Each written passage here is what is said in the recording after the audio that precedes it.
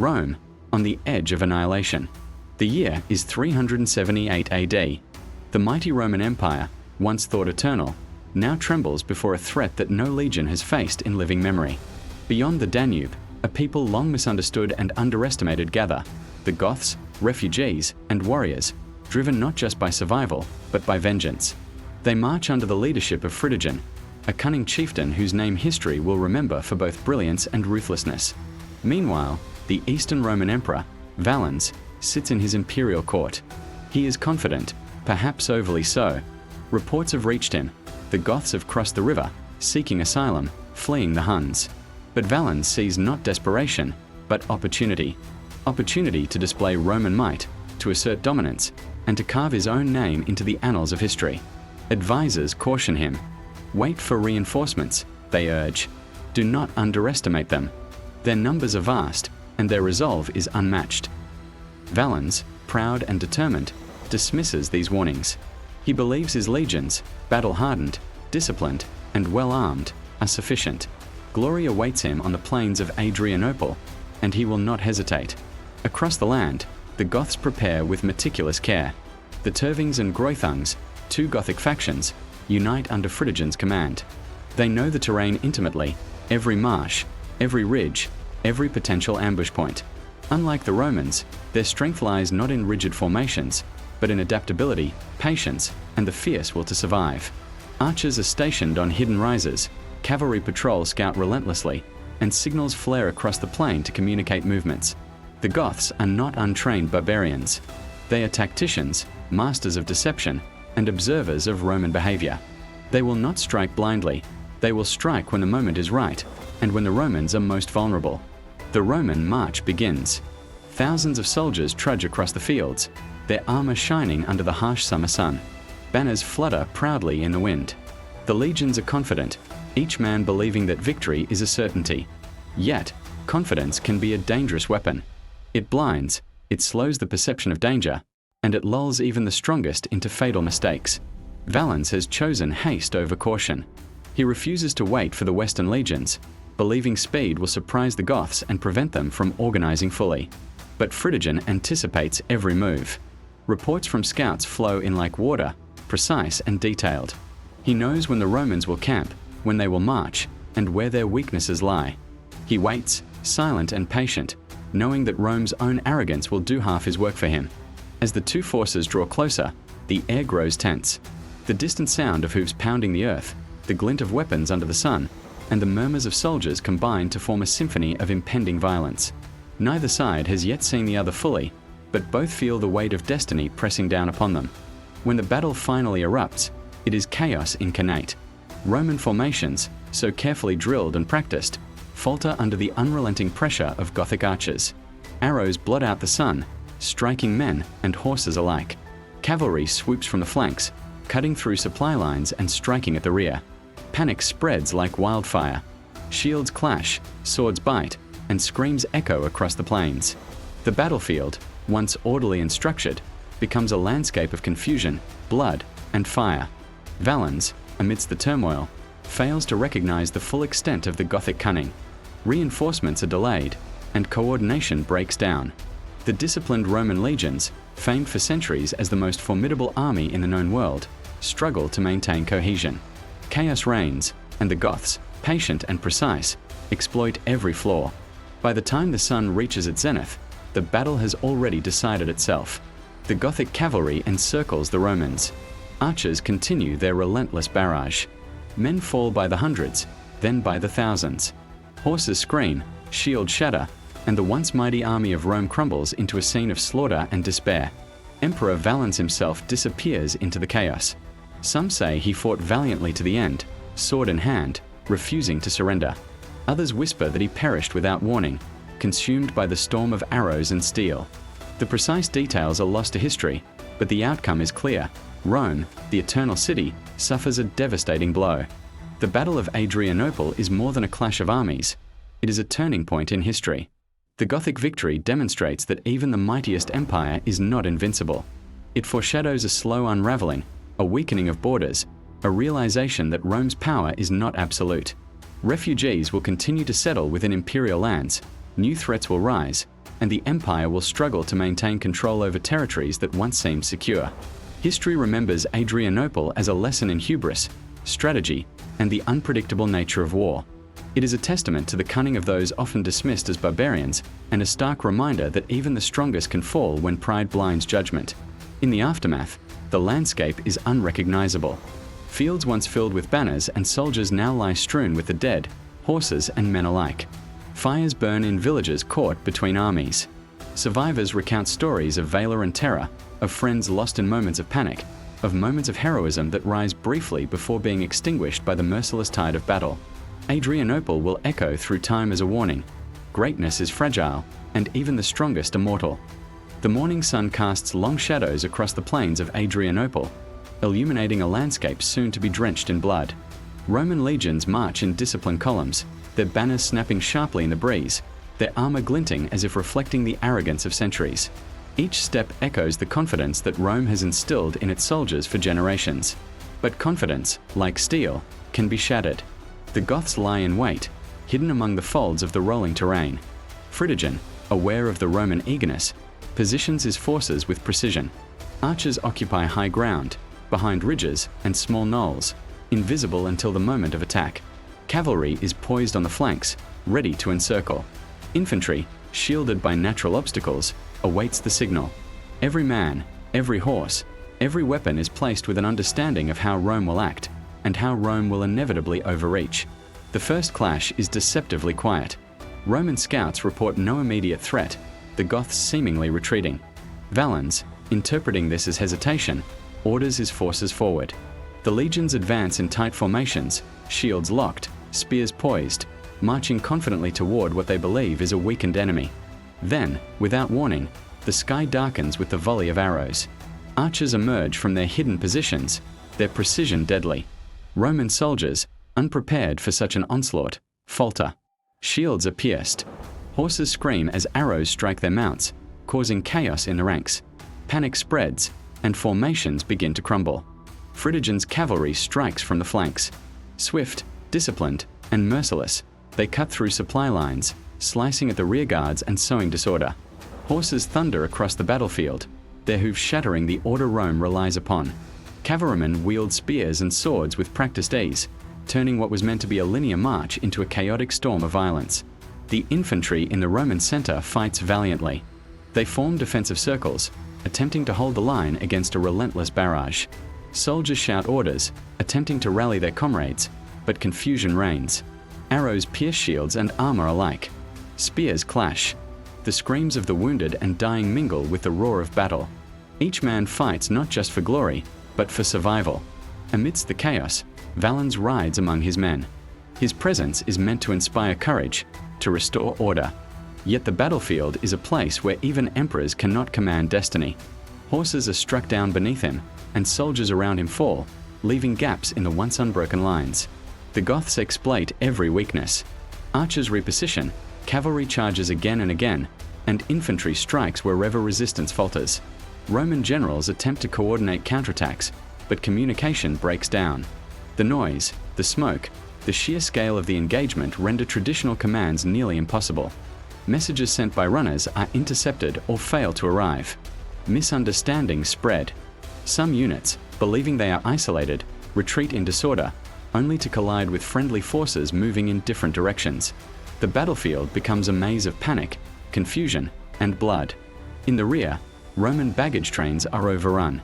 Supplies are seized, fires erupt, and fleeing soldiers clog paths of escape. The Goth strategy is meticulous. They cut off avenues of retreat while maintaining pressure on the front lines. Every Roman misstep is exploited. Every hesitation is punished. Amid the tumult, individual acts of heroism emerge. A centurion rallies his men to hold a small hill, fending off repeated Gothic charges. A young recruit, barely trained, defends a wounded comrade, standing firm despite the onslaught. Yet these moments, while noble, are islands in a sea of devastation. The overwhelming force of the Gothic tactics cannot be contained by bravery alone. Hours pass, though time seems distorted amidst the chaos. The sun climbs higher, scorching the sweat-soaked soldiers. Roman formations are fragmented, morale deteriorates, and exhaustion sets in. The Goths, patient and unyielding, continue their encirclement. Cavalry sweeps around to cut off the retreat, archers harass any movement, and infantry pushes relentlessly forward. Valens himself disappears into the melee. Contemporary accounts differ. Some claim he fought valiantly to the last, refusing to flee. Others suggest he perished early, overwhelmed by the storm of enemies. Regardless, his death seals the fate of his army. Without leadership, coordination collapses entirely. The once mighty Roman legions are routed. Survivors flee, pursued mercilessly by Gothic cavalry. The plains of Adrianople are strewn with bodies of men and horses alike, banners trampled in the mud, armor shattered, the echoes of battle lingering like a ghost over the land. The victory of the Goths is not simply military. It is psychological, a demonstration that even Rome, the eternal power, can be challenged and defeated. The repercussions ripple through the empire. News of the defeat spreads rapidly. Cities tremble. Borders feel suddenly fragile. A generation of soldiers is lost, and with them, the aura of invincibility that Rome had long projected. In the days following the battle, the battlefield remains a grim tableau. Fires smolder in abandoned camps. Survivors wander aimlessly, traumatized, searching for comrades, food, and water. Bodies are hastily buried or left exposed to the elements. The land itself seems to mourn the slaughter. Historians later mark Adrianople as a turning point. The empire will survive in name, but its military dominance is broken. The Gothic settlement within Roman territory foreshadows the gradual fragmentation of the Western Empire. Rome learns that overconfidence, arrogance, and underestimating one's enemy can have catastrophic consequences. Adrianople is remembered not just as a battle, but as a warning etched into the chronicles of history. No empire, however mighty, is immune to the consequences of hubris. The clash of 378 AD resonates through centuries, shaping strategies, inspiring caution, and reminding all who study it that the tides of war are unpredictable, and that the line between victory and annihilation is thinner than the edge of a sword. The aftermath of Adrianople is a scene of devastation and disbelief. The Roman Empire, once confident in its might, now confronts a reality it had long refused to acknowledge. Rome is not invincible. Across the empire, reports filter in from cities and garrisons, each recounting the same grim story: massive losses, shattered morale, and an enemy emboldened by victory. In Constantinople, the eastern capital, the court is thrown into turmoil. Advisors and generals debate the next move, but consensus is impossible. Panic mixes with political opportunism, and rumors swirl about who is to blame for the catastrophe. Some point fingers at Valens himself, claiming his overconfidence led directly to disaster. Others suggest that the generals on the ground failed to implement strategies properly, while a few whisper of treachery or miscommunication. In truth, it is a combination of all: human error, arrogance, and the unpredictable genius of the Goths.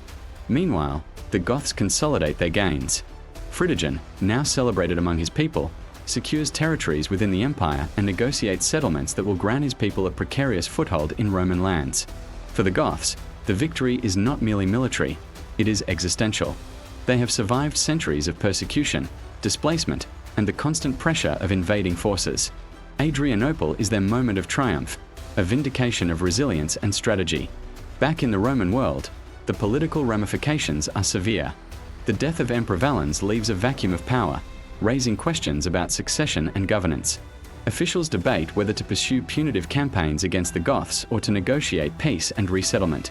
The empire is forced to confront uncomfortable truths. Its borders are vulnerable, its military resources strained, and its authority increasingly questioned by both internal factions and external enemies. Soldiers who survived the slaughter return to cities and forts across the empire, haunted by what they witnessed. Their stories paint a vivid picture of the battlefield: comrades falling beside them, horses trampled, arrows raining like deadly hail. Some recount acts of bravery and sacrifice that will be immortalized in Roman annals, though often overshadowed by the sheer scale of defeat. Others tell of sheer terror, units breaking under pressure, commanders falling, and the relentless advance of Gothic forces that seemed unstoppable. Historians later describe Adrianople as a turning point in Roman military history. The battle exposes the vulnerabilities of even the most disciplined army when confronted with an adaptable and determined enemy.